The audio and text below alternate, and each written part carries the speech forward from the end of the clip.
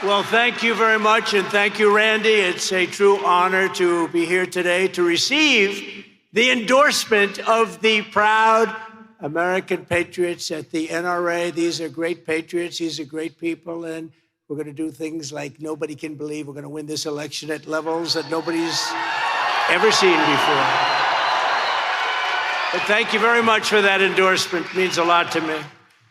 You know, when I started off, as you know, in 2016, I got that endorsement early, and I got it. Some people thought they had it made, but we got it. We got it again, and we've lived up to everything. As you know, everything I said, they just were under siege with the guns, the rifles, and everything else. We're under siege, but they didn't move us an inch, and we have to stand strong. You know that? We have to stand very strong. So thank you very much, everybody. I appreciate it.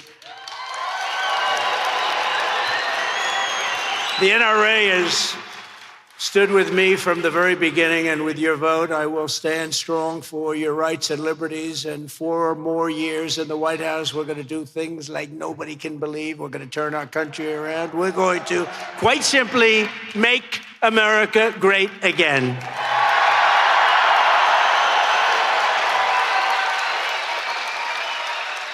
But one thing I'll say, and I say it as friends, we've got to get gun owners to vote. Because you know what? I don't know what it is. Perhaps it's a form of rebellion, because you're rebellious people, aren't you? But gun owners don't vote. What is that all about? I've heard that. I heard it a few weeks ago. If the gun owners voted, we would swamp them at levels that nobody's ever seen before. So I think you're a rebellious bunch. But let's be rebellious and vote this time, okay? If you go out and vote, I understand exactly why you don't, but we have to win this election. It's the most important election in the history of our country. You've got to get all your friends, all the gun owners. They have to go and they have to vote. If they vote, there's nobody that can beat us, nobody. So it's very important. And I want to thank the NRA President, Charles Cotton, your first Vice President, Bob Barr, and interim Executive Vice President, Andrew Arula-Andom, who's a terrific group of people. That's a terrific group of people. We're also grateful to be joined by a very special man. He's a hot politician, very hot. Governor Greg Abbott. Where is he? He's around here someplace. He's around here. Thank you, Greg. You're a hot politician, Greg. You know why he's hot? Because he's doing a good job. That's a good reason, right? Right, Doc Ronnie? Thank you very much, Greg. Appreciate it. Great job. Also, a friend of mine is the chairman of our campaign in Texas, and we're 2-0, and we have lots of people running. And so far, I think we're 51-0 in Texas. I don't know. I like Texas, and they like me. Somehow it works together. But this man is very, very strong, very popular. Lieutenant Governor Dan Patrick. Thank you, Dan. Very strong guy, very popular guy. Thank you very much. Great job. How are we doing, Dan? Are we doing okay? We're way up in Texas. We're way up. Thank you very much. And members of Congress here, we have a lot of them, but a few of them I'm going to introduce. We also have senators, and we're going to just introduce a small group because we have to get on about our business, don't we? Huh? Members of Congress. The only man to hit a ball in Washington out of the stadium, he hit a home run, slow pitch. You know, they play the Democrats. And slow pitch meaning about 55 or 60 miles an hour, not that slow, but nobody's ever hit a home run over the fences except this one man, and he was wearing a MAGA hat. So I didn't know him at the time, but I said, who's the guy that hit the home run? This was a couple of years ago. He hit it right over the fences in the deepest part of the park. And that's not an easy thing to do for a civilian. You know, if you're a baseball player, you can do it. If you're a civilian, you're not supposed to be able to do it. But he was wearing that beautiful red MAGA hat, and I said, who is that guy? And his name's Greg Steube, and he's here today, and he's my friend with his incredible wife. Thank you. Greg Steube, where are you, Greg? Where's Greg? What a shot that was. When they wear a hat that says MAGA, that means they're with us all the way. They're with us. Thank you, Greg. Also, a terrific congressman and a friend of yours, very good friend of you and the state and the country, Pat Fallon. Pat, thank you, Pat. Great, Pat, great job. Another man, he was the doctor for, I don't think any of you have ever heard of this gentleman, Barack Hussein Obama. Has anyone ever heard of Barack Hussein? No, he was the doctor, very talented doctor too. You know, he's got a lot of things on his resume. He was a great doctor, he was a great admiral, and now he's a great congressman. And before I introduce him, I just want to say, when he was the doctor at the White House, they asked him, who's healthier? Who's a better physical specimen? Is it Trump or is it Obama? And he said, it's not even close. It's Donald Trump, not even close. I said, I love this guy. Dr. Ronnie Jackson, your congressman, great congressman from Texas.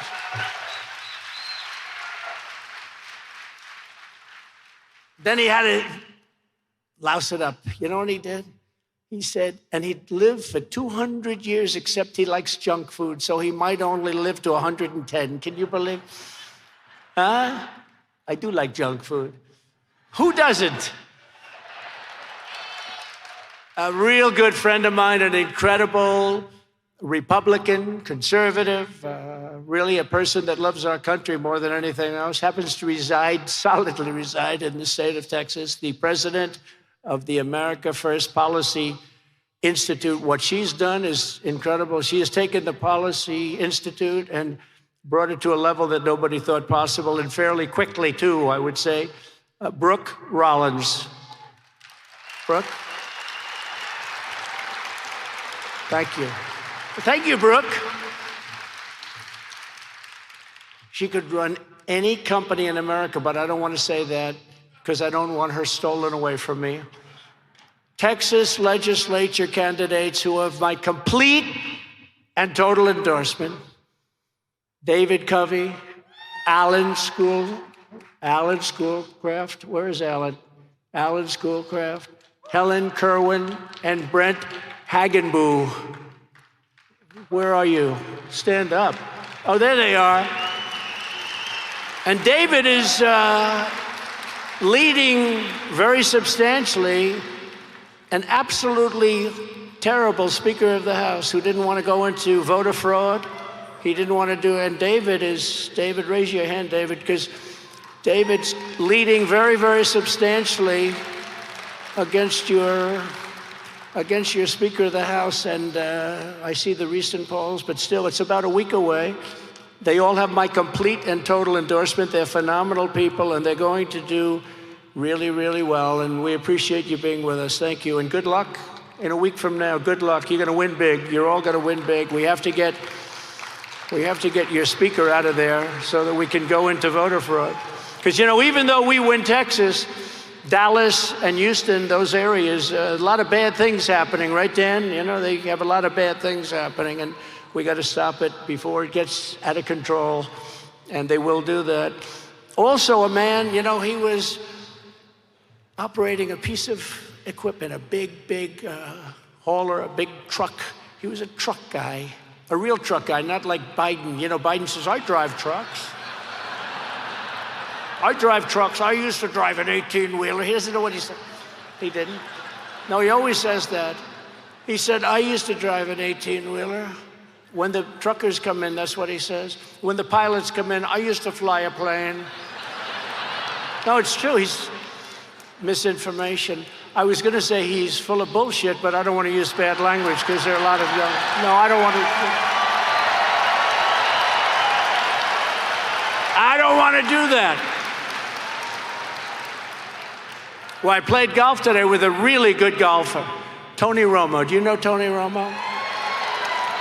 He may be a better golfer than a football player. I don't know.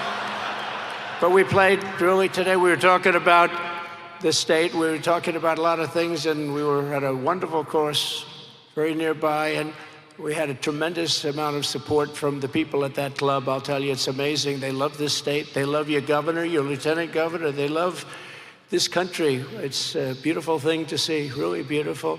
But, you know, Biden, he said his biggest lie of all, because I'm a nice golfer, is the expression goes. We have another nice golfer here, by the way, Mr. Steve Witkoff and his son Alex. He's a nice golfer.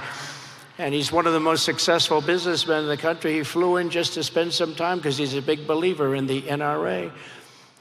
But Biden, his biggest lie of all, he said he's a 6.2 handicap golfer. This guy couldn't break 200. I really mean it. And he actually challenged me. You know, last week we're going to have debates with him, and that was good. That's good. I think we're going to, you know, he's still looking for that white stuff that was found in the White House. He's saying, where is it? It never arrived. It never arrived. They can't find it. Everyone thought it was for Hunter. Maybe it wasn't for Hunter. I think it was for somebody else. But he said 6.2, you know, so usually a guy's a 6 or 7 or an 8. I played golf for a long time. I won a lot of golf. 31 club championships, can you believe it? And he challenged me to a golf match. He said, I'll give him 3 aside. The guy can't break 200. Here's his swing. I'm very good at imitating swings.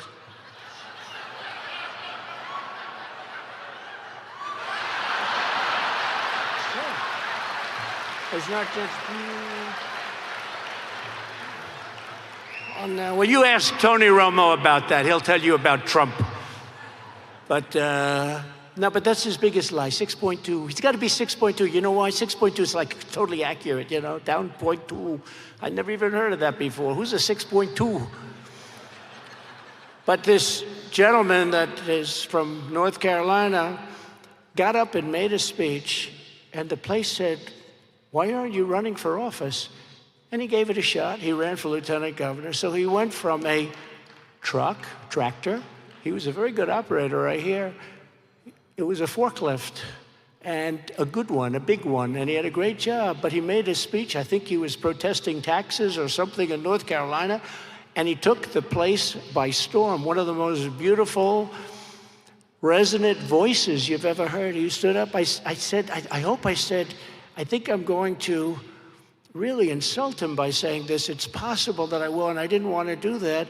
And you know, we're doing well with the black voter. They can't even believe it. They love Trump, and I love them. But I said to this man, and when he endorsed me, he gave a speech, and I said, you are Dr. Martin Luther King on steroids. That's how good you are. You are unbelievable as a speaker. And he got up, and he's doing fantastically well in North Carolina, and I think he's going to be the next governor of North Carolina, Mark Robinson.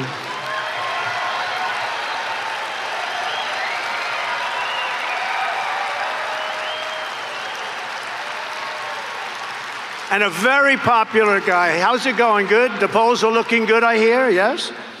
You got to hear this guy speak. Anyway, he's going to be speaking at the convention very loudly and beautifully, and we look forward to that. We're going to have a great convention in Milwaukee, and we're not doing one, you know, they're going to do a Zoom convention, I hear, because, you know, they're blaming the pickets, the riots, whatever they might want to blame. The real problem is he doesn't want to get up and speak. He doesn't want to walk. He can't walk from that stair to this podium. He can't put 2 sentences together. Even his challenge on the debate, it took him 7 shots. They have 7 different clips. For more than 150 years, the NRA has been defined by men and women like all of you, loyal, hardworking citizens who believe in defending your families and your communities and our country. RFK Jr., I call him Junior. By the way, he's radical left. Don't think about it. Don't waste your vote. We need a conservative person with common sense. This guy is radical left who destroyed New York. They're taking down all of the energy components. We have the highest, and all of New England, actually. He's a disaster. He's radical left. RFK Jr. is radical left. It reminds me of this fly that's driving me crazy up here. This fly is brutal. I don't like flies. But RFK Jr. calls you a terrorist group. You know, he calls you a terrorist group. Can't vote for him. You can't, you know. somebody said, well, they like his policy on vaccine. The other day, he said, no, he'll go for the vaccine. He's got no policy on anything. He's radical left. He always has been. His family is angry at him because he's doing this. They won't talk to him because they said, where the hell did this come from? And for some reason, he's getting probably a little bit more, hurting Biden a little bit more, but we can't waste any votes. We have to make sure we win. And I'm meeting, I don't know if you read, but I'm meeting next week, very soon, with the Libertarians, because largely they have so much of what we have. You know, they're also people of common sense, generally speaking. They have a couple of things that are a little different, but we have to join with them because they get their 3% every year, no matter who's running. And we have to get that 3% because we can't take a chance on Joe Biden winning. He's the worst president in the history of our country by far. We can't have it.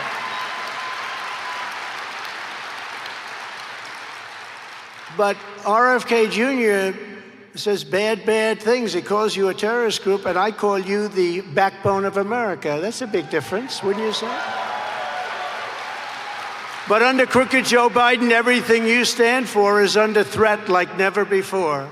Our Second Amendment, which is largely why you're here, I mean, that's the biggest statement for you. You know, when I go and make speeches at different places, it's always important, but today, this is the big statement. It's under siege. Second Amendment is under siege. Our Constitution is being run through the shredder. Our borders have been obliterated. Inflation continued to rage, and it's raging right now again. And they shouldn't lower the interest rates because they're going to have to stop it. But he's going to lower it just for purposes of trying to win an election, just like he went into the strategic reserves to try and win an election and let this stuff that's supposed to be used for war and national emergencies to try and keep the gas prices down. And now we have the lowest strategic reserves we've ever had. Our country is going to hell. Rapacious gangs and ruthless criminals are terrorizing our streets, and crooked Joe Biden's weakness has us teetering on the edge of World War III. You know, I've gotten to know the leaders of the world very well. The ones in South America that are sending all of their criminals and their prisoners and their gangs into our country intelligently. I'd do the same thing if I was there. I would do the same. I'd do it faster than them. But they're sending everybody into our country. I mean, think of it. We have these people coming into our country. We don't want them in our country. They're from prison. They're gang members. They're drug dealers. They're rapists. We have people coming into our country. No country can sustain what's happening to us. And they don't check them. They have no idea who they are. It's not just South America. It's all over the world.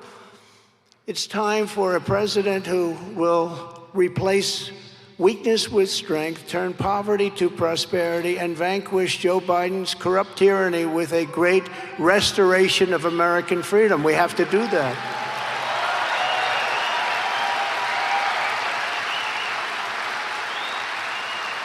From the very first day that we take back the White House, I believe we are going to have the 4 greatest years in the history of our country. And it's hard to believe when you look at what's happening right now with the inflation and the bad economy. And one of the greatest, I'll just say Scott, I call him Scott. He's one of the great prognosticators on Wall Street, one of the smartest people on Wall Street. He said the only reason the stock market's doing well is because Trump is leading in all of the polls. If Trump wasn't leading in all of the polls, and if Trump doesn't win, you're going to have a collapse like in 1929. So just remember, he said it, but I said it too. I really believe it. I believe it. That's the only thing that's doing well is the stock market. It's doing well because we're doing well. We had a great stock market.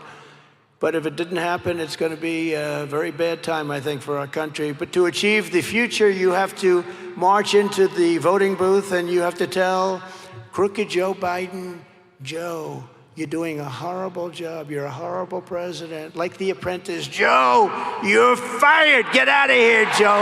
You're fired. And let there be no doubt, the survival of our Second Amendment is very much on the ballot. You know what they want to do. They're going to Oh, if they get in, our country is going to be destroyed in so many ways, but the Second Amendment will be, it's under siege. But with me, they never get anywhere, and we need that Second Amendment for safety, forgetting about even going hunting and all of the things that you do. We need it for safety. Because, you know, the bad guys are not giving up their guns. You know that. The bad ones are not giving up their guns. Oh, they will be so happy. If the Biden regime gets 4 more years, they are coming for your guns, 100% certain. Crooked Joe has a 40-year record of trying to rip firearms out of the hands of law-abiding citizens. He's always wanted to do that. And you can't do it. You know, we're the party of common sense now. It's like, I call it the party of common sense. We're conservative and all of that. But we want borders. We want good elections. We have to have a Second Amendment that's meaningful. If we don't, we're going to have levels of death and destruction like this country has never seen before. We're the party of common sense. As we speak, the Biden administration is trying to crush independent firearms dealers by revoking their licenses if they make a single error, even in very unimportant paperwork. You know that. Are there any people in here that have that happen? Because 5 hands go up. It's sad. No, they want to take away your rights. Well, I know that better than anybody. They want to take away my rights better than anybody. Worse than Alphonse Capone. Al Capone was indicted twice. I got indicted 4 times. I never heard the word. What's an indictment? What's an indictment, please?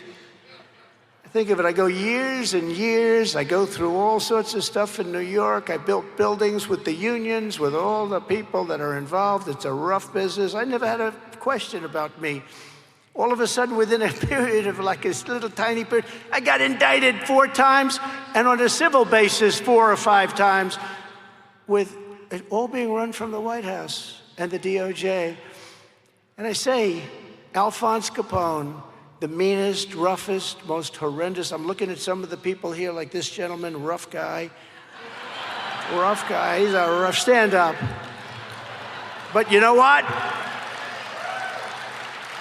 You don't want to have dinner with Al Capone, I can tell you that, right? He wouldn't like you. You look too good. He wouldn't like you. He'd say, let's get rid of that guy. Al Capone, remember Scarface, right? Scarface. He is a scar that went from here to here, and he was rough.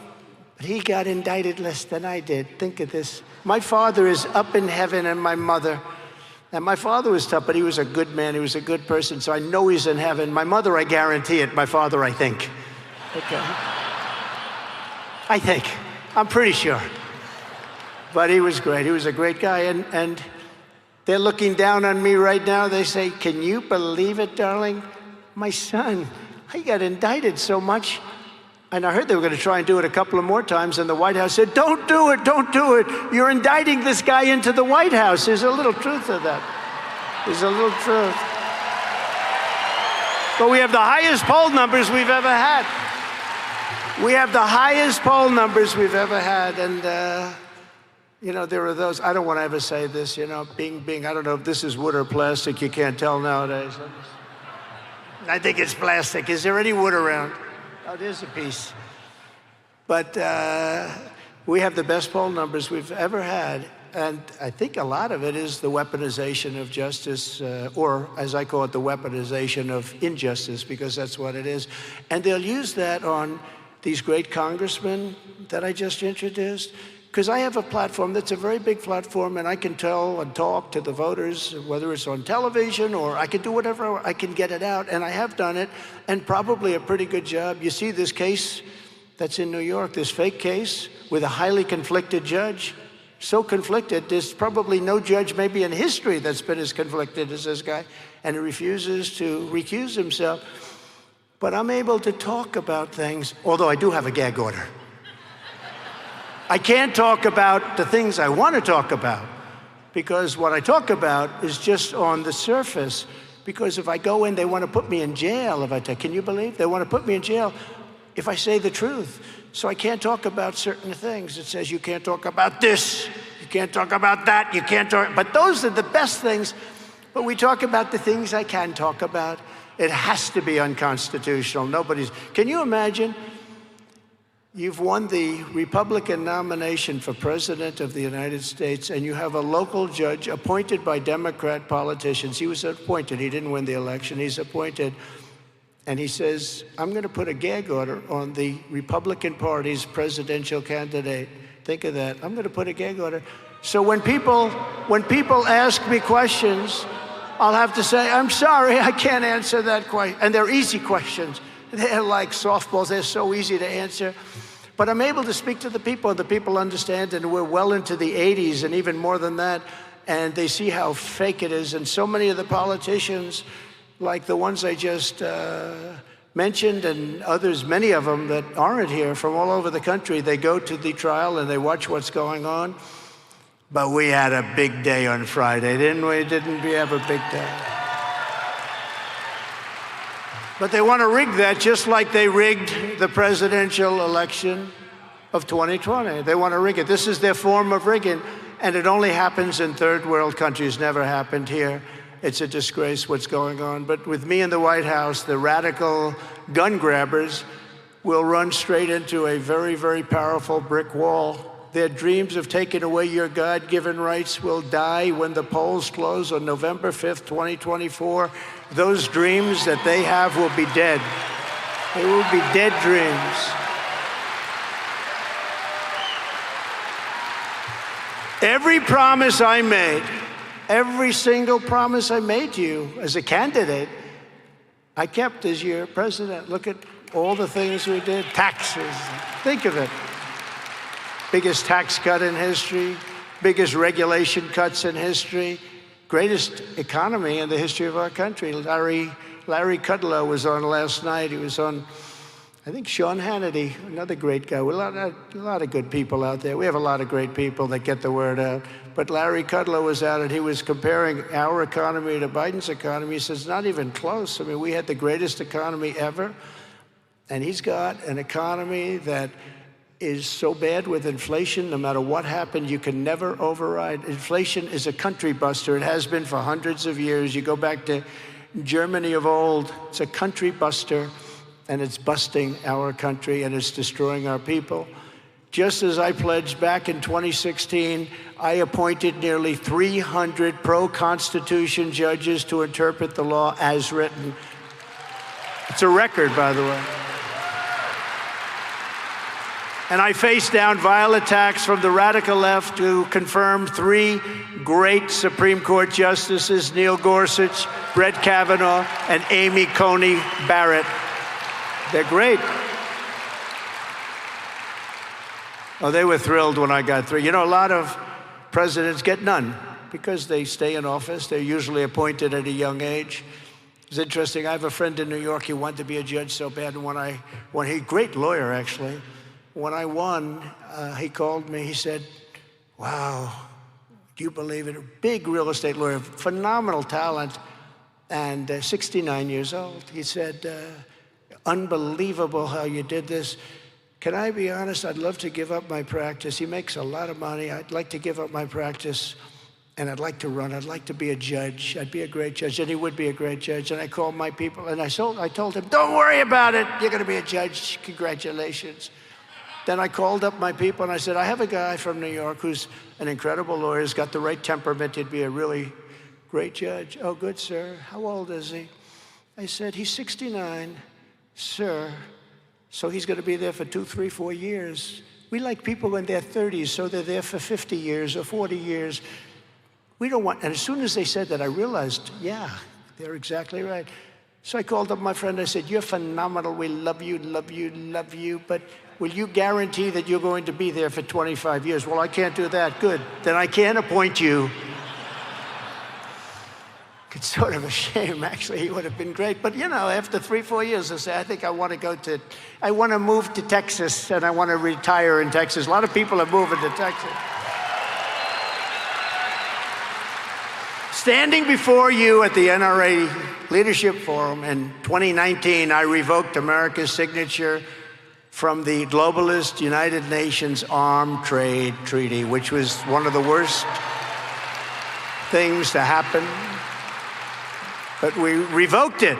I stood up for our hunters, fishers, and sportsmen like never before. No president has ever stood up for you, the people in this room, like I did, opening up millions of acres of federal land and rolling back Barack Hussein Obama's assault on hunting, fishing, and trapping. It was an assault. He didn't want you to hunt. Why? I don't know. They usually blame the environment. It's the environment. And I stopped cold their efforts to take away your ammunition. You know, those efforts are big. The ammunition, has anyone noticed? They're going after the ammunition. When the radical left Democrats tried to use COVID to shut down gun sales during the China virus, I proudly designated gun and ammunition retailers as critical infrastructure so they couldn't touch it. They tried. Many of the gun dealers are in this room. They came up to me backstage. A couple of them I met. I said, I was so honored to be called critical. I was critical. He was critical. I've never been called critical in my life. You gave me this powerful designation. But we did that, and it really worked. Word critical was very important because that's what it is. We have to save our country. My administration also petitioned the Supreme Court to overturn New York City's unconstitutional ban on transporting handguns outside the home. They say you can't do it, and we overturned it. And in a landmark case 2 years ago, the court affirmed that the right to self-defense does not end when you step outside the front door of your house. We won it. In my second term, we will roll back every Biden attack on the Second Amendment. The attacks are fast and furious, starting the minute that Crooked Joe shuffles his way out of the White House. At noon on Inauguration Day, we will sack the anti-gun fanatic Steve Dettelbach. Have you ever heard of him? He's a disaster. And replace him with an ATF director who respects the sacred rights to keep and bear arms. And remember, every single thing I told you, I did. That's one of the big things, is that when I first ran, we ran, and when I first ran, nobody, I did great in business and did a lot of success, even in show business with The Apprentice and all, but I never did this before. And I said I was going to do certain things. Every single thing, virtually every single thing that I said we're going to give you the biggest tax cuts. I said we're going to give you the biggest regulation cuts. I said we're going to give you Space Force. We're going to rebuild our military, which we did. I said we were going to build hundreds of miles of wall, which we did. We had 200 miles of wall ready to go. And they decided, then we had the rigged election, and they decided not to put them up. And they sold that very expensive wall. It's exactly what the Border Patrol wanted. Exactly. I wanted nice, beautiful 40, 50-foot concrete plank. They didn't like that. And I did everything they wanted. Even the repellent panel on the top, it stops you. It's called an anti-climb panel. You can't climb over it. We had people that climbed Mount Everest. We had all different walls built so that we got the best one. They couldn't climb this one. And I didn't like the panel on top. I don't know if you know what I'm talking about, but there's an anti-climb panel on top, but it makes it very hard for people to get over the walls. They could scoot up those walls. It was incredible. And we built everything, and now you know what they did? We had 200 miles that would have been put up.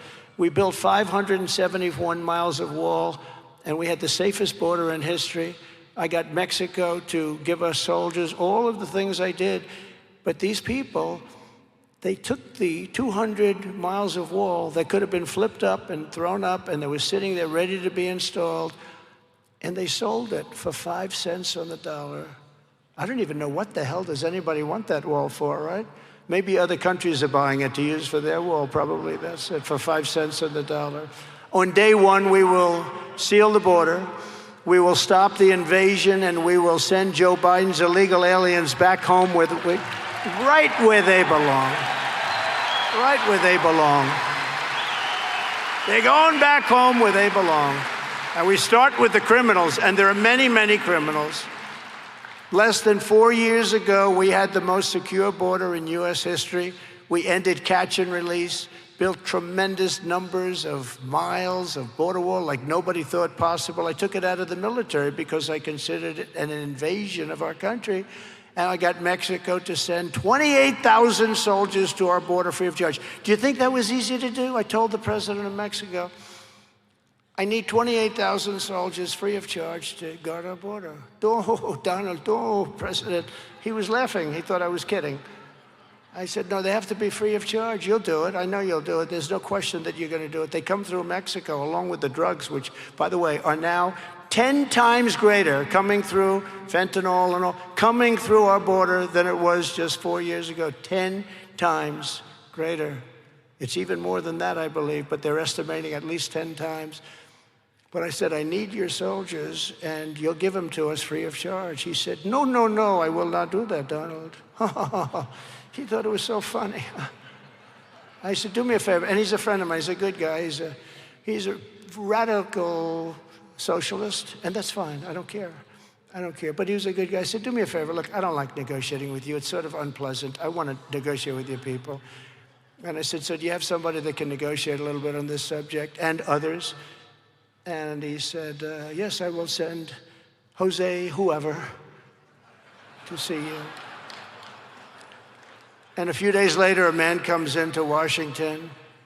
He had the most beautiful clothing I've ever seen. I'm telling you, he was wearing suits. In fact, other than it probably would sound bad for the negotiation, I wanted to ask him, who is your tailor?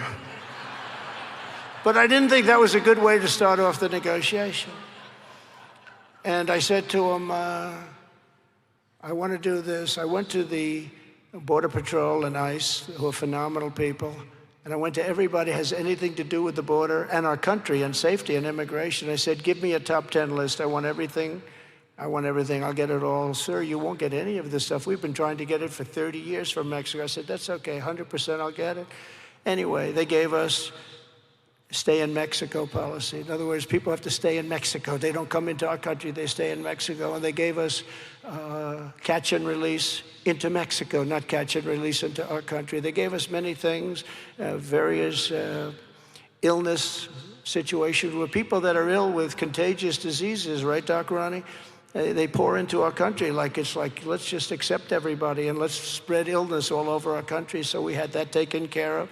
We had everything. We had 10. So the guy comes in from Mexico, and I say, here's what I want.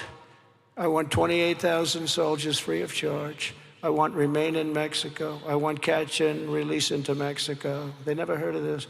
And he's like, he's going, President, we won't do that. Why would we do this? Are we stupid? Why would we do this? I said, you're going to do it 100%. What, you don't think you're going to do it? Of course you're going to do it. No, I'm not going to do it. I said, yes, you are going to do it 100%. He goes, no way. I said, way. I said, way, you're going to do it. And now he's not laughing at me because he's trying to figure what the hell's going on with this guy. He's saying no, and I'm saying yes. I said, no, 100% you're going to do it. He said, no, I'm not. And I said, here's what's happening. It's Friday evening. On Monday morning at 7 o'clock, every single car that you send into our country, you know, they've stolen 32% of our car industry over the years, not during my administration, by the way. But over the years, they've taken a huge chunk out of Michigan. And by the way, that's why I'm leading in Michigan, because people see what they've done to the jobs and the cars and the building, the manufacturing of cars is just horrible. And Mexico has taken a tremendous amount of that business away. I mean, they're building massive car plants again in Mexico. I had it stopped. Some of the biggest plants in the world. You know who's building a lot of them? China is building car plants in Mexico to sell cars into the United States. And I told them the other day, don't do it because you're going to be charged 100% tariff, which makes it impossible to sell the cars into our, and you're building these big monster plants and you're wasting a lot of money doing it because we're not going to accept any of those cars. We're not going to lose our jobs to monster plants that are being built along the border to sell into the United States because they have a guy like Crooked Joe Biden as president who's accepted money. He's a Manchurian candidate. He's accepted money from China, from Russia, from Ukraine, from everywhere. If that were a Republican, he would have been given the electric chair. They would have brought back the death penalty. What he's gotten away he's the most crooked. He's also the most crooked president we've ever had. And to spin it a little bit, he's a threat to democracy. You know, they like to say, I'm a threat to democracy. What the hell have I done? All I've done is we had no wars, except we defeated ISIS, and we defeated them brutally and quickly. And I said to this handsome, beautiful, well-dressed man, no, you're going to do that because on Monday morning we're putting a tariff of 25% on everything that comes in, and then a month later it's going to 50, and then a month later it goes to 75, and then a month later it goes to 100, and that's where I'm going to stop. I think that's enough. And that's more money than the money we're asking for, the 28,000 soldiers and the other things, by a factor of about 5. And it's going to take place on Monday morning. And I had an order on my desk. And I said, I'm signing the order right now so you can see it. Oh, but Mr. President, may I please take 5 minutes to make a call back to my country? And I said, let me guess, you're going to call the president, my friend, who is my friend. He's a great guy, but he likes Mexico and I like us. I mean, what can I tell you, right? That's the deal. Just like President Xi. He likes China, and I like the USA. That's why they paid billions of dollars that no other president got 10 cents. So may I take a moment to make a call? Yes, you may. Please hurry up because I have other appointments. He comes back about 3 minutes later. We have decided to provide you, sir, with 28,000 soldiers free of charge, of course. And it is our great honor to do so. And in addition to that, we will have a stay in Mexico policy where all of these criminals that are coming into our country will stay in Tijuana. You had to see Tijuana. This was breathtaking to see this. They weren't allowed into our country. Got everything. And the woman from the State Department, a very nice woman, very, very good, very loyal to the country, but a lousy negotiator. She said, I've been working on this for 25 years. I said, I've been working on it for about 2 hours and I got everything. I got everything. And then when this guy with no IQ, he's a low IQ individual, our president. Think of this. We have a low IQ individual as our president, and he's dealing with steel. He's dealing with President Xi. We will start negotiation now. There's no games. He's dealing with Putin. He's dealing with Kim Jong-un. He's dealing with Macron of France. That's another one. He charged our companies 25% tax. I said to Mnuchin and the other people, go and tell them we're not going to have our companies pay 25% tax to France. Why would they do that? Why would they do that? I said, you have a week. You get them to withdraw that tax immediately. And they came back and they said it doesn't work. I said, you have another day and then I'll make a call. And they came back and they said, we can't do it. They've already passed it. I said, that's okay, let me go. Get me Emmanuel Macron of France. Please get me. You don't mind if I go off the cuff for these stupid teleprompters, do you? Isn't it nice to have a president that doesn't need a frickin' teleprompter? Isn't that nice? Isn't that a nice thing?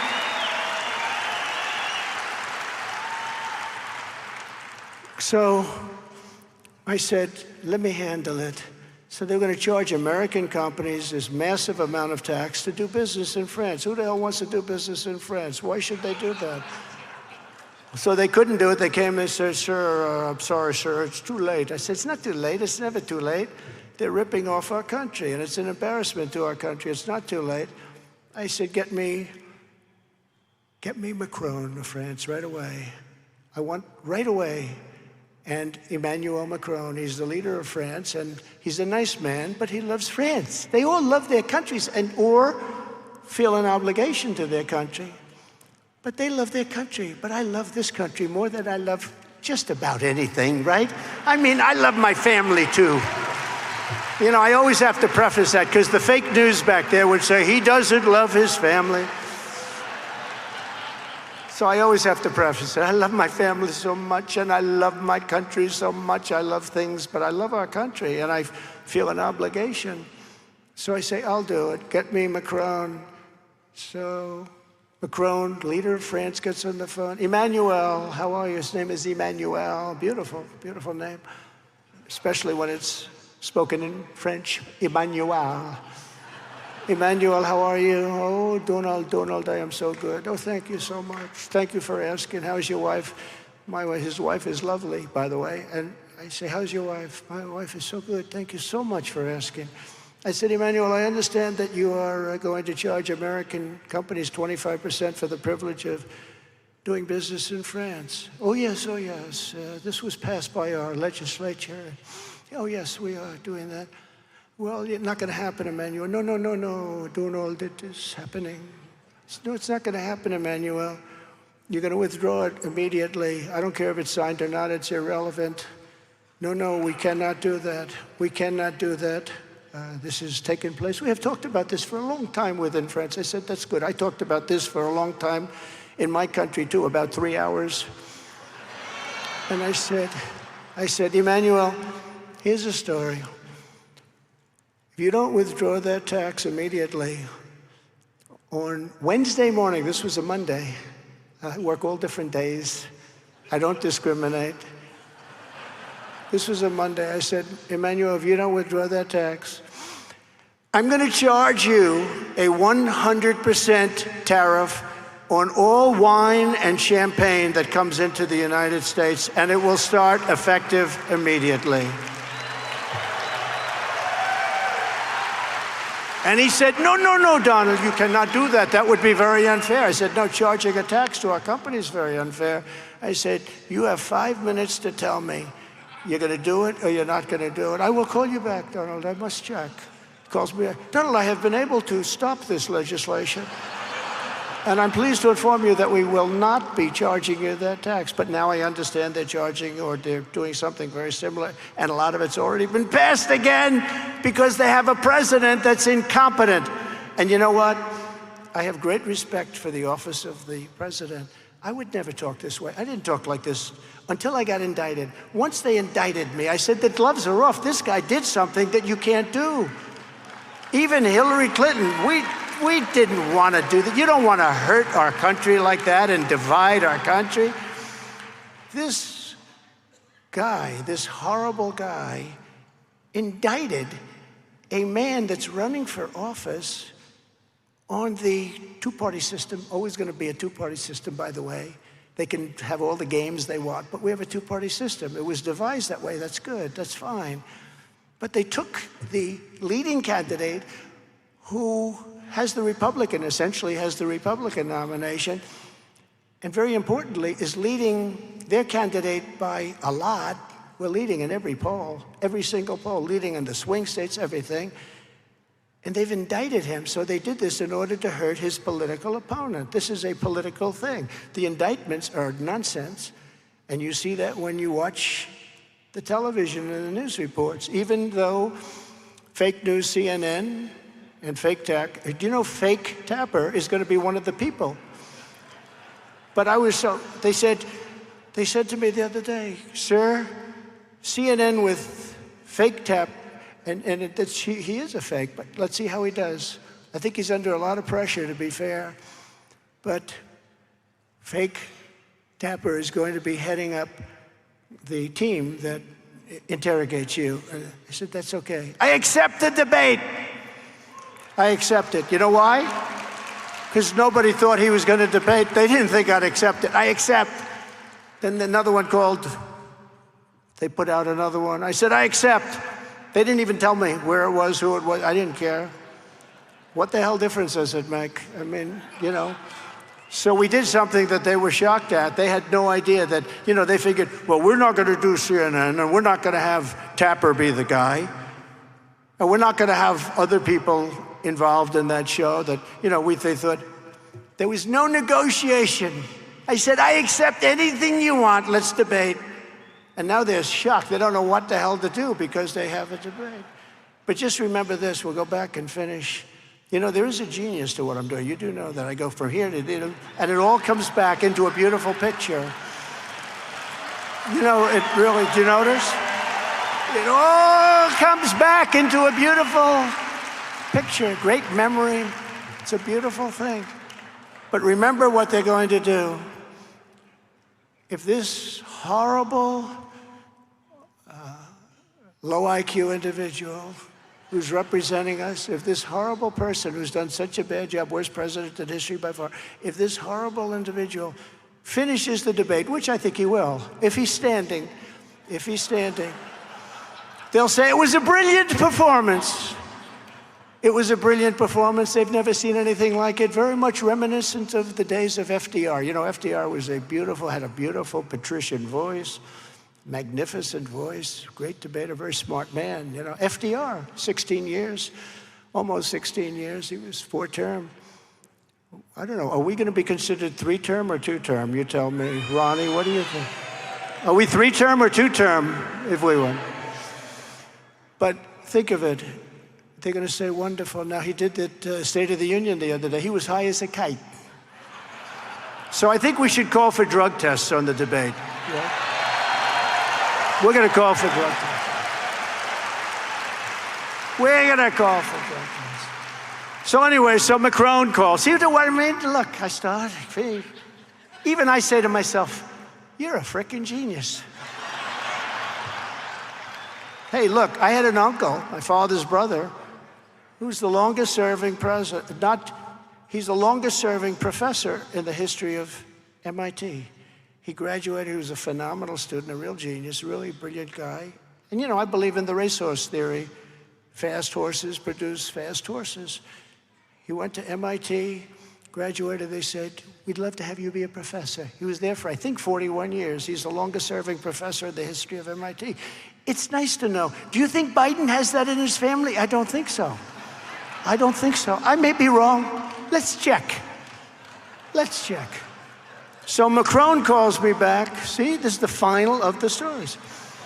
Macron calls me back, and he said, Donald, we have agreed to do what you want. We will not charge the tax. How sad is that? There are so many different things, like buying Air Force One, saying I'm not going to pay for it, and not signing the contract. I said, who negotiated the contract? Barack Hussein Obama. Then I'm not signing it. Well, why would you do that? Because I know it's too expensive. I didn't know anything about the plane. It's too expensive. And I was able to cut $1.6 billion off the price over a period of 2 months with Boeing. We have a lot of stories we could tell. But the saddest thing of all is that crooked Joe Biden has turned your state and the entire country into a dumping ground for the world. In Venezuela, violent crime is down at levels that they've never seen before. It was 67% 3 weeks ago. It's now down to 72%. It's down. Violent crime is down. Where'd you ever hear that? You know, if it goes down 1%, we say, oh, it's so great.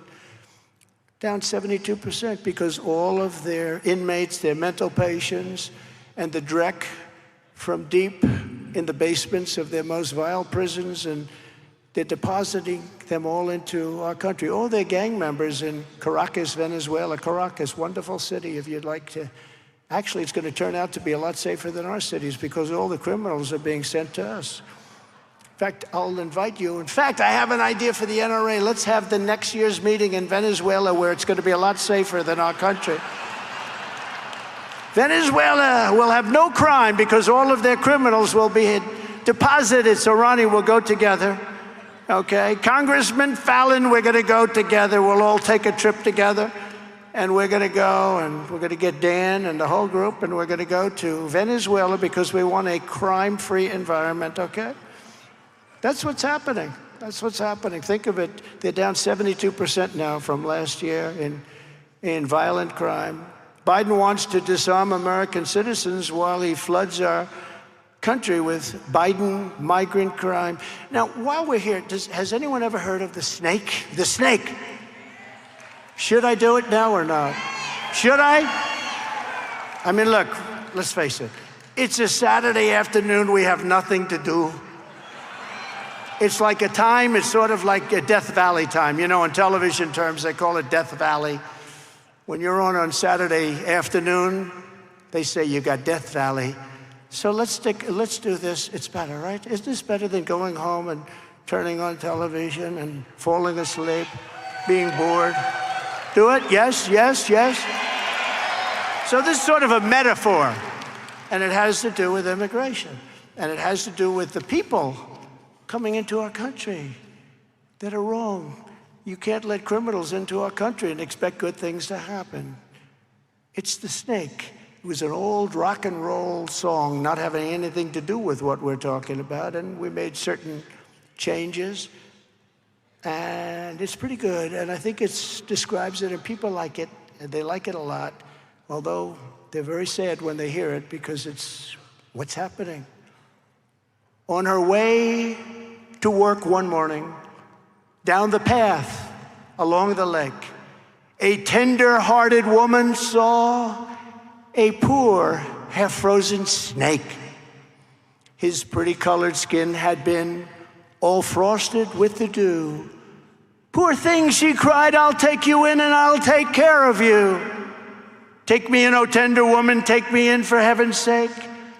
Take me in, O tender woman," sighed the vicious snake. She wrapped him up all cozy in a comforter of silk and laid him by her fireside with some honey and some milk.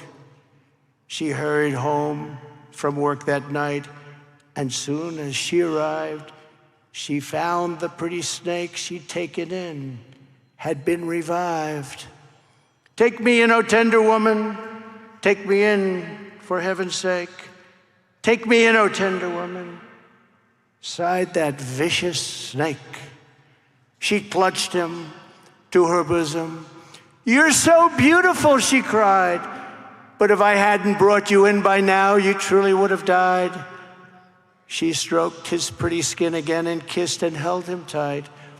But instead of saying, "Thank you, ma'am," the snake gave her a vicious bite. "Take me in, O tender woman, take me in for heaven's sake. Take me in, O tender woman," sighed the vicious snake. "I saved you," cried the woman, "and you've bitten me. But why? You know your bite is poisonous, and now I'm going to die." "Shut up, silly woman," said the reptile with a grin. "You knew damn well I was a snake before you took me in." Right? That's what we're doing. That's what we're doing. That's what we're doing. We're allowing terrorists into our country. We're allowing prisoners and people from mental institutions and insane asylums into our country. And nothing good is going to happen. It's actually a very accurate portrayal of what we're waiting for. We're 100% going to be in big, big trouble. And they're building in numbers that you've never seen before. Even large numbers of Chinese warriors are flowing into our country. They're all aged from 19 to 25. And almost every one of them is a man. What's that all about? 29,000 over the last month and a half. 29,000 people from China, all men, strong as hell. I looked at them the other day on television. I looked at them, I said, wow, they're pretty strong. What are they doing, building a little army in our backyard? How stupid are these people? How stupid. You know, we're the party of common sense. And I say, it's so important because common sense is the key. Not even conservative, we're very conservative, all that stuff. But we're really common sense. Who wants to have an open border where people can come in totally unchecked, unvetted? Who wants to have high interest rates, high taxes? Who wants to have men being able to play in women's sports? Who wants to have that? Who really wants to have that? Think of it. Who wants it? We're joined today by a very proud Texan, Debbie Douglas. You've read about Debbie. She's become as famous as me, I think. I'm not happy about this, Debbie. We got to put an end to this. No, Debbie's great, and her family ranch in Edwards County is under invasion from the cartels and the illegal aliens. Because of Joe Biden's open border, Debbie has been forced to install steel shutters, steel screens, and reinforced door frames all over her home, including on her 8-year-old granddaughter's bedroom window. She's petrified for the life of her granddaughter. After multiple attempted break-ins and attacks, including an attack when illegal border crossers tried to kick in the door and break through that window, Debbie's granddaughter is too afraid to do anything. She wants to go home. "I want to go home, Grandma. I don't want to stay here. I don't want to stay here. This place is so dangerous, Grandma. It's so scary." This whole area is a playground, Debbie says. They basically own it. And 4 years ago, it was safe, and nobody came around because that was Trump, and we had the safest border. We had the best border in the history of our country. But today, that beautiful little granddaughter wants to go anywhere but that bedroom in that house. But she said, I'm not going to fear it. I'm not going to let them run me out of here. Debbie is 45 minutes away from the nearest law enforcement. Without her Second Amendment, she's defenseless. She has no chance. That's why Debbie says we are never out of that house without a gun. We have to have a gun. If we don't have a gun, we're dead people. You can't even go out on the porch to have a cup of coffee without being assaulted with people that have weapons. Debbie, I promise you I will get the trespassers off your land, out of our country, and your granddaughter will look forward to going home with you and sleeping with you in that beautiful little bedroom. So I'd like to ask Debbie to come up and tell us quickly and beautifully about how she's doing. And I can only say you're coming up, you're going to be happy, Debbie, because we're going to solve your problem immediately once we get into office. Debbie, please come up. Thank you. Hi, Debbie. Hi, Debbie. Hi. My son, Scott Douglas, and I have owned a ranch in Edwards County for 12 years. And it's sorry to say that over the last 4, since we've had open borders, it's not safe. Used to, we could go out on the property, enjoy the sights. Now, when we drive around, one of us driving, the other one's looking under cedar bushes for legs and movement. We can't even go out on the property around the house without being armed. We can't go out and sit on the porch and drink a cup of coffee without having a gun on us.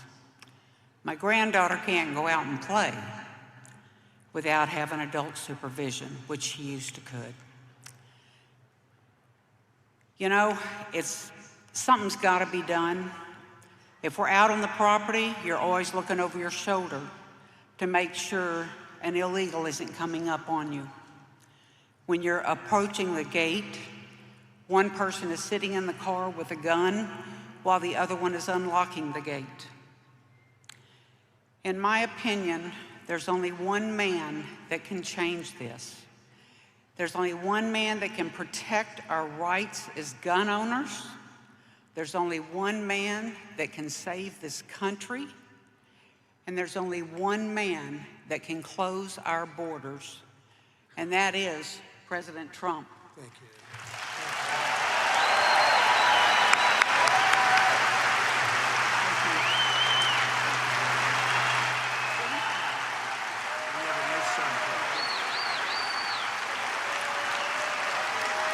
Whoa, wow. Great woman. Thank you, Debbie. You know, that's sometimes very dangerous to do. Please come up. And they say, and there's only one man, and they say somebody else. I say, that was not good. That was that. But she's an incredible woman and a warrior and a fighter just like you guys, and she's really great, and I appreciate that. I met her son also, and he's fantastic, real patriots.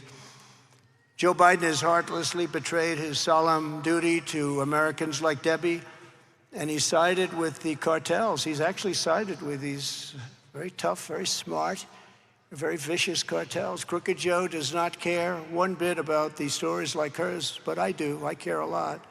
Instead of trying to send Texas a restraining order to prevent you from securing your border like Biden has done, I will send you reinforcements. You'll get reinforcements.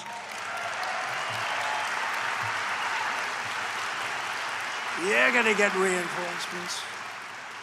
On day 1, we will begin the largest deportation effort in the history of our country.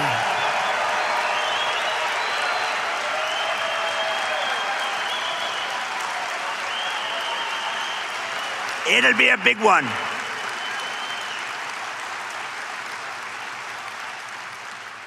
It'll be a big one, and it'll be something Not that we want to do it. We don't want to do it. We have a big heart, a beautiful heart.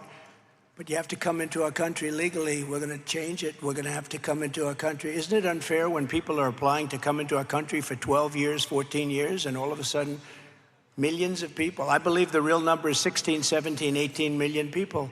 By the time we get this guy out of office, who I really believe the vote is, we're leading in polls, but I really believe the vote could be a landslide, because who the hell, we don't want this guy there anymore. He's destroying our country. We don't want him there anymore. As we secure our border, we will also confront the deadly plague of radical Democrat crime that is devouring our country. Every day, radical left Democrat DAs, U.S. attorneys, and judges are setting loose dangerous and bloodthirsty criminals by the hundreds and hundreds and thousands. Joe Biden supports these radical policies. For example, Crooked Joe continues to support abolishing cash bail nationwide. No cash bail. As president, I will stand up to the Marxist DAs and Soros prosecutors, as I have been, by the way, very much over the last couple of years. They have been after me, you may have noticed. And we will give our police back their power and their respect. I am going to indemnify all police officers and law enforcement officials throughout the United States to protect them from being destroyed by the radical left lunatics who are angry that they're taking strong action on crime. We're going to protect them, and we will ensure that any criminal who murders a police officer receives the death penalty and a quick trial.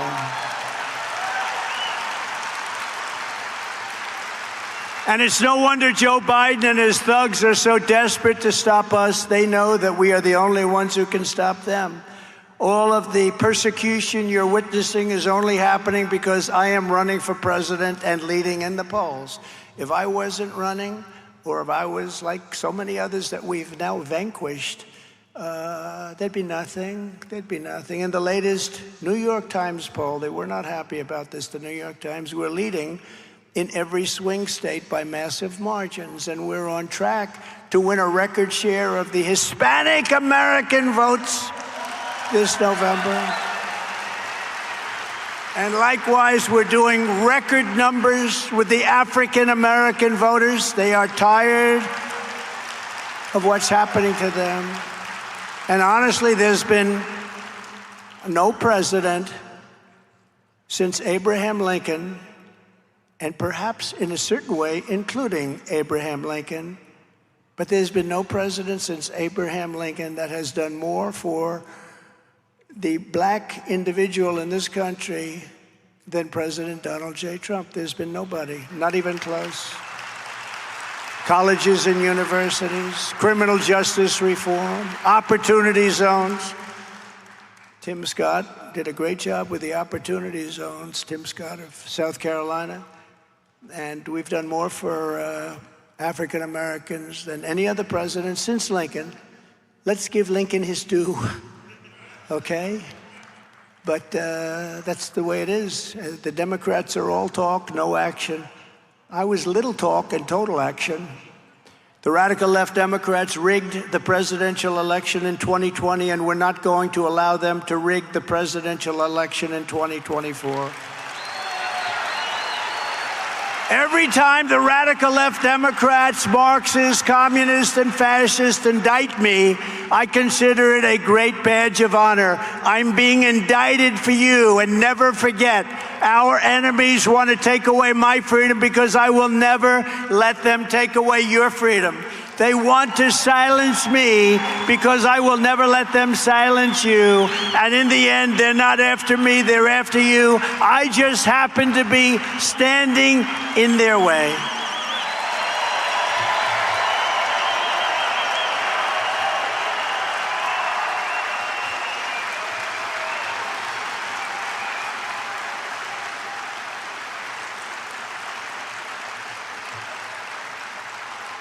Before I even arrive at the Oval Office, shortly after we win the presidency, I will have the horrible war between Russia and Ukraine settled, and we will restore, as we had just 4 years ago, peace through strength. They respected our country, and they respected your president. I will support Israel's right to win its war on terror.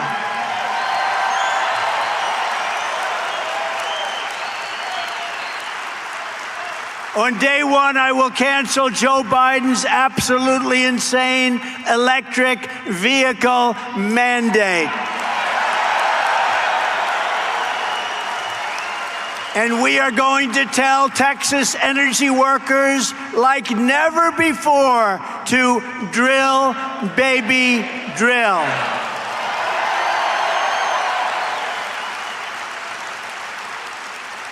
And as a group, and this is a big group and a beautiful group, and you go right into the deep corners of this big room, but I appreciate it. I really appreciate it. But we're in this together. We got to save our country. And I think while we're here, we have to talk about the question of abortion. It's a very big issue, as you know, in our country, because we have to do the right thing and we also have to get elected. We have a combination. We have to do the right thing, but we have to get elected. We've gotten abortion out of the federal government. You know, for years and years, that's what they wanted. Everybody said, we have to take it away, legal scholars. And we got it back to the states, the way that all of these scholars and experts in law always wanted it and always said it should be. This was the big question. We have to take it out. That's why they hated Roe v. Wade, because it was a federal issue. It wasn't a state issue. They wanted to bring it back to the states and to the people. And it's now up to the will of the people in each state. It's something that nobody can believe we're able to get done. And it's happening rapidly. It's moving along very rapidly. You saw that Nevada just changed their law, and it's going to go to a vote. You saw that Ohio, and in all fairness, they came out on the much more liberal side, if we can use that term.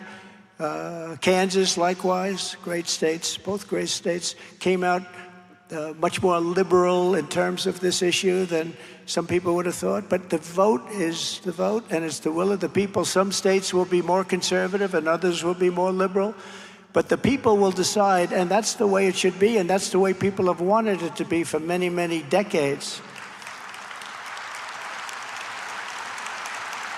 If the radical Democrat extremists get their way, they will have a federal law for abortion in the 7th, 8th, 9th month, and even executing a baby after birth. If you look at, and you know exactly what I'm talking about, if you look at the former governor of Virginia, he said, yes, we'll have the patient, the woman brought in the 9th month, and if the baby is born, we will sit down and we will talk to the woman and we'll decide whether or not she wants to dispose of the baby. This is a Democrat, radical Democrat. They want abortion, and they fully allow, and in some cases they have a mandate, they allow abortions in the 7th, 8th, 9th month, and even after birth. And you can't have that. So the fact is, they're the radical ones on this issue. Not you, they're the radical ones, but every voter has to go with your heart and do what's right. But we also have to remember that politicians, to do many other things, have to get elected. And I want to thank the 6 Supreme Court justices, Clarence Thomas, Samuel Alito, John Roberts, Brett Kavanaugh, Neil Gorsuch, and Amy Coney Barrett for the wisdom and courage they showed on this long-term, very contentious issue. They did what's been wanted for many, many years. Getting it back to the states puts the question where it belongs, with the vote of the people, and over time it will all work out. It is already working out at a rapid rate, and our country can finally come together on this very contentious topic.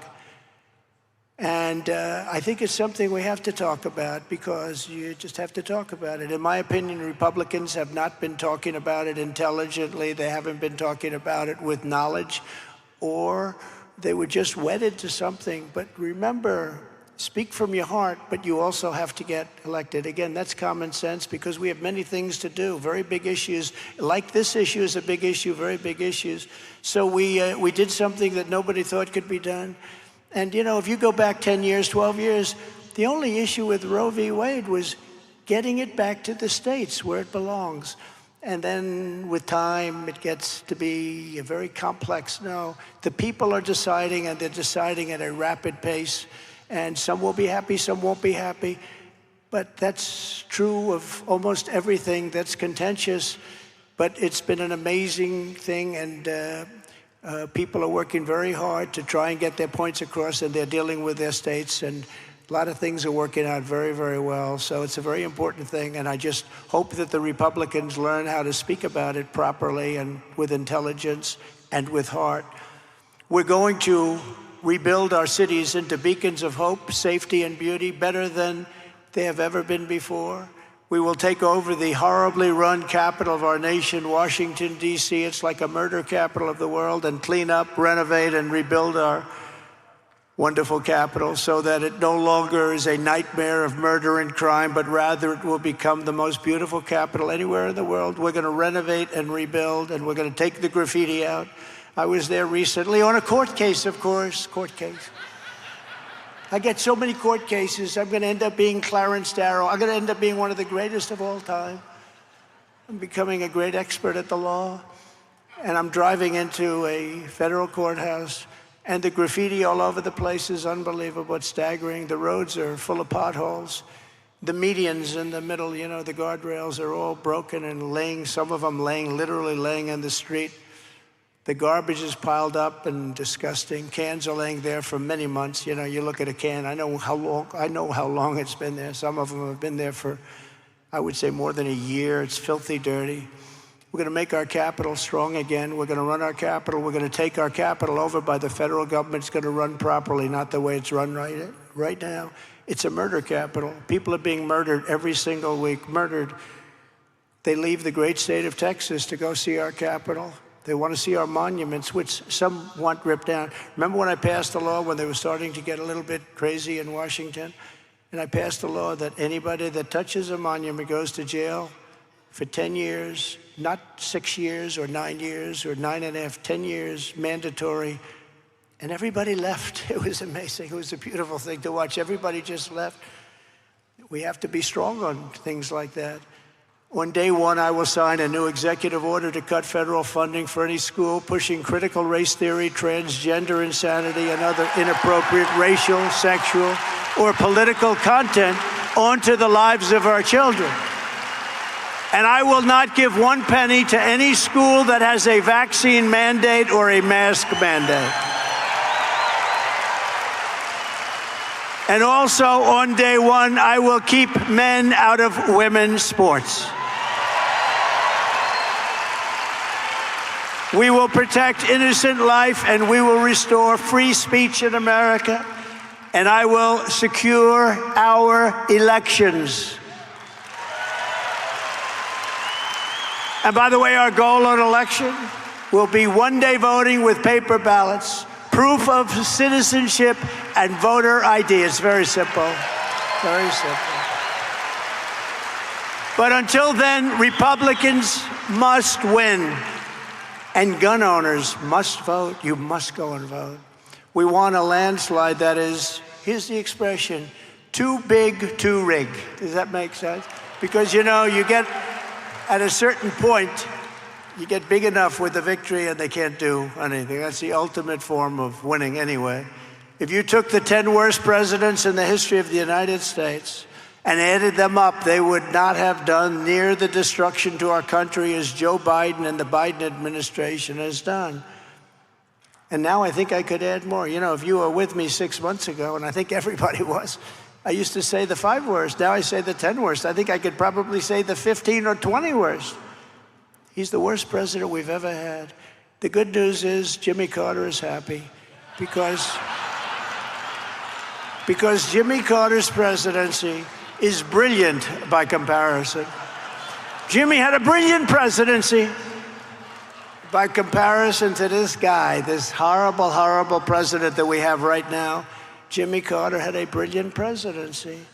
So if you want to save America in your Second Amendment, register, get an absentee or mail-in ballot, vote early or vote on election day, I don't care.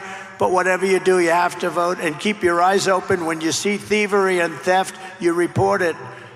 We're not going to have COVID where they can cheat and use COVID to cheat. This election season in Texas begins on October 19th. Think of that. We're so close, and yet it seems so far away. We're so close, but 4 months and 5 months is actually, in this world, it's an eternity. You could have a world war during this period of time. But it begins on October 19th and goes all the way to November 5th. Today, we are also announcing the launch of Gun Owners for Trump. Gun Owners for Trump. And this is to get out the vote. Sign up at gunowners.donaldjtrump.com. Get out there and do it. We have to get the votes. And remember, what I told you is so true. The gun owners don't vote. It's so crazy. They should be, I would think that they would vote more than any other group of people. And it's just the opposite. They don't vote. And they have to get out and vote. So tell all your friends, leave here. I hope you're having a good time. Are you having a good time considering the subject matter is so terrible?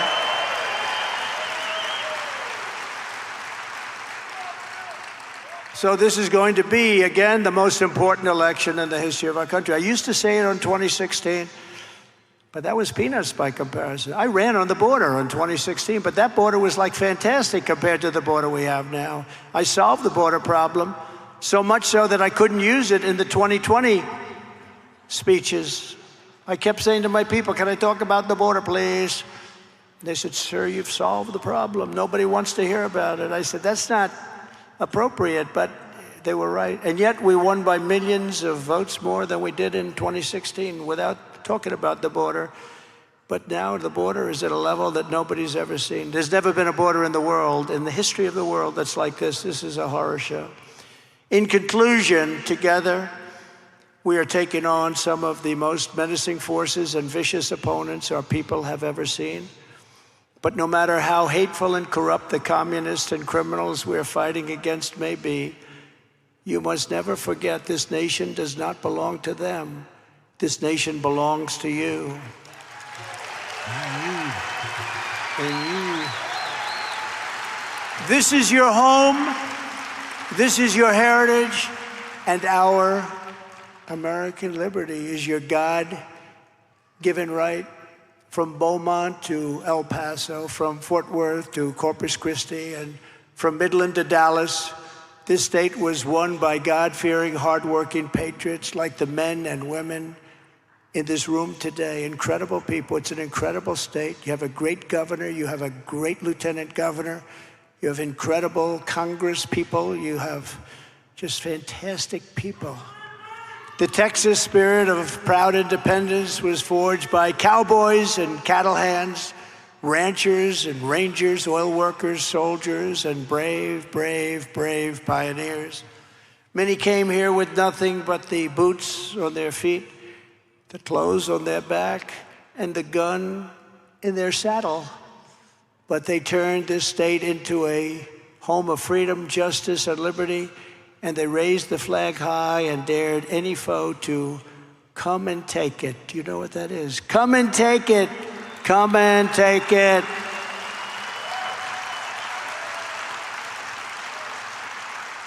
Together they helped make America into the single greatest nation in the history of the world.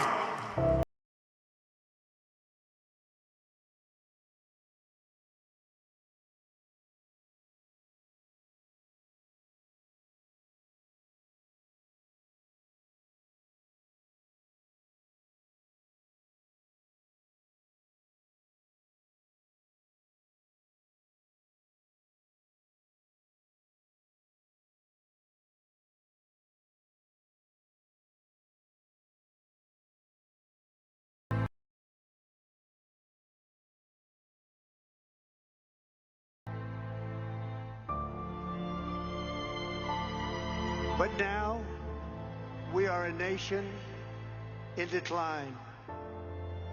We are a failing nation. We are a nation that has the highest inflation in 58 years, where banks are collapsing and interest rates are skyrocketing. Likewise, we are a nation where energy costs have reached the highest levels in our history. We are no longer energy independent or energy dominant as we were just a few short years ago. We are a nation that is begging Venezuela and others for oil. Please, please, please help us, Joe Biden says. Yet we have more liquid gold under our feet than any other country anywhere in the world. We are a nation that just recently heard that Saudi Arabia and Russia will be reducing their oil production while at the same time substantially increasing the price. And we met that threat by announcing that we will no longer be drilling for oil in large areas of Alaska or elsewhere in our land. We gave up Anwar, the greatest reserve perhaps anywhere in the world. We are a nation that is consumed by the radical left's Green New Deal. Yet everybody knows that the Green New scam is fake and will lead to our destruction. We are a nation whose leaders are demanding all electric cars, despite the fact that they don't go far, they cost too much, and whose batteries are produced in China with materials only available in China, when an unlimited amount of gasoline is available inexpensively in the United States, but it is not available in China. And now we are a nation that wants to make our revered and very powerful army tanks the best anywhere in the world, all electric, so that despite the fact that they also are not able to go far, fewer pollutants will be released into the air as we blast our way through enemy territory in an environmentally friendly way. And they also want to make our fighter jets with a green stamp of energy savings, though losing 15% efficiency, but allowing us to keep our enemy's atmosphere clean of emissions as we viciously and unceremoniously attack them at levels never seen before.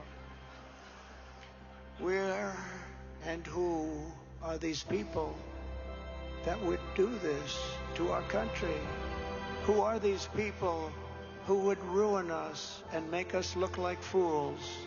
We are a nation that ended oil exploration and production in the U.S. just as the price of oil reached an all-time high. What other country would do such a stupid thing and so self-destructive yet? Can we be energy independent and even energy dominant again? Yes, oh yes, and quickly, says President Trump. Yes, oh yes, and quickly. We are a nation that surrendered in Afghanistan, leaving dead soldiers, American citizens, and $85 billion worth of the finest military equipment in the world behind, and also abandoning Bagram, one of the biggest military bases anywhere in the world and only 1 hour away from where China makes its nuclear weapons. And we are a nation that allowed Russia and Ukraine to fight, killing hundreds of thousands of people, and it will only get worse. It would never have happened with me as your president, and for 4 straight years, it didn't happen. Likewise, the horrifying attack on Israel would never have happened. They wouldn't have even had a thought of doing such a thing if President Trump was in the Oval Office. Iran was broke under the Trump administration. They didn't have the money to fund Hamas or Hezbollah and all of the other instruments of terror that they used to finance. But those sanctions were lifted by a corrupt Biden administration, and now Iran is a rich country with $200 billion and another $6 billion for hostages and $10 billion for electricity to Iraq, all compliments of the incompetent Biden administration. And China with Taiwan is next. We are a nation that allows radical left terrorists to violently attack our cities, leaving behind massive destruction and death, and nothing happens to the criminals that do these terrible things. There is no punishment. But when people who love our country protest on January 6th in Washington, They become hostages, unfairly imprisoned for long periods of time. We are a third world nation that has weaponized its law enforcement against the opposing political party like never before. We've got a federal Bureau of Investigation that won't allow bad election-changing facts to be presented to the public, and which offers $1 million to a writer of fiction about Donald Trump to lie and say it was fact. Where Hunter Biden's laptop from hell was Russian disinformation, and the FBI knew it wasn't, but 51 intelligence agents said it was, and the Department of Justice that refuses to investigate egregious acts of voting irregularities and fraud. And we have a man who is totally corrupt and the worst president in the history of our country, who is cognitively impaired, in no condition to lead, and is now in charge of dealing with Russia and possible nuclear war, which would be World War III and far more devastating than any of the previous world wars because of the weaponry that no one even wants to think about. We are a nation that no longer has a free and fair press. Fake news is all you get, and they are indeed the enemy of the people. They refuse to discuss the Biden crime family, but enjoy covering the false indictments of Donald J. Trump, who has done nothing wrong except win an election against Hillary Clinton, which some people thought he was unexpected to win.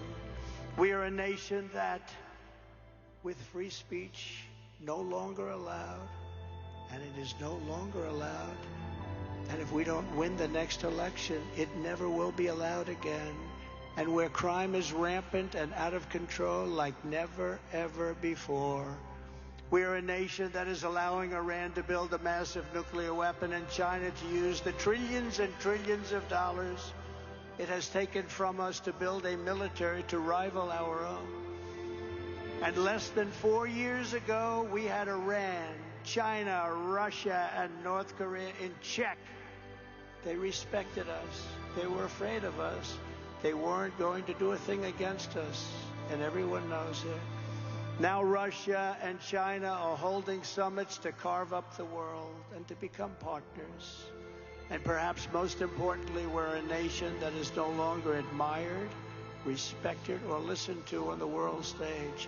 We are a nation that in many ways has become a joke. We are a nation that is hostile to liberty, freedom, faith, and even God.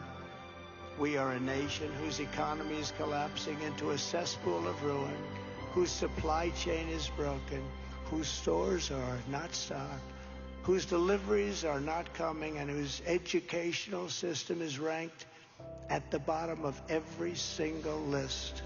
We are a nation that just sold a once great company, United States Steel, to Japan. We are a nation whose stock market's continued success is contingent on MAGA winning the next election. We are a nation where large packs of sadistic criminals and thieves are allowed to go into stores and openly rob them, beat up and kill their workers and customers, and leave with armloads of goods but with no retribution. Where the authority of our great police has been taken, where their families and pensions have been threatened, and their lives would be destroyed for the mere mention of the words law enforcement. We are a nation where fentanyl and all other forms of illegal drugs are easier to get than groceries to feed our beautiful families. We have become a drug-infested, crime-ridden nation which is incapable of solving even the simplest of problems. We will institute the powerful death penalty for drug dealers, where each dealer is responsible for the death during their lives of at least 500 people or more. Mothers will never again be forced to watch their children overdosing and hopelessly dying in their arms, screaming, "What can I do? What can I do?" We are a nation whose once revered airports are dirty, crowded mess. You sit and wait for hours and then are notified that the plane won't leave, and they have no idea when they will, where the ticket prices have tripled, They don't have the pilots to fly the planes. They don't seek the qualified air traffic controllers. And they just don't know what the hell they're doing. We are a nation that screens its citizens viciously at all ports. But if you're an illegal alien, you're allowed to flow through the border by the millions and millions and millions. We are a nation that has lost its confidence, willpower, and strength. We are a nation that has quite simply lost its way. But we are not going to allow this horror to continue. Less than 4 years ago, we were a great nation, and we will soon be a great nation again. It was the hard-working patriots like you who built this country, and it is the hard-working patriots like you who are going to save our country. We will fight for America like no one has ever fought before. 2024 is our final battle. With you at my side, we will demolish the deep state. We will expel the warmongers from our government. We will drive out the globalists. We will cast out the communists, Marxists, and fascists. We will throw off the sick political class that hates our country. We will rout the fake news media. We will drain the swamp, and we will liberate our country from these tyrants and villains once and for all. Like those patriots before us, we will not bend, we will not break, we will not yield, we will never give in, we will never give up, we will never, ever, ever, ever back down. With your support, we will go on to victory, the likes of which no one has ever seen, and we will evict crooked Joe Biden from the White House on November 5th, 2024.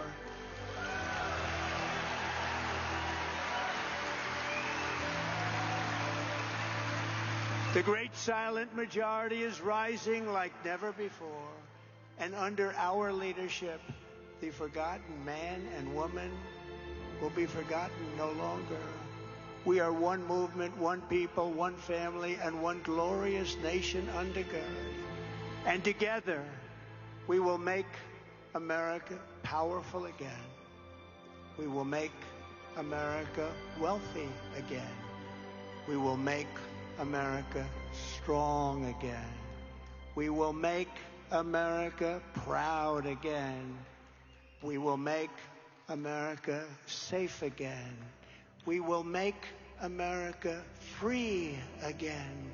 And we will make America great again. Thank you very much to the NRA, and thank you, Texas. Thank you very much. God bless you all. God bless you all. Thank you. Thank you.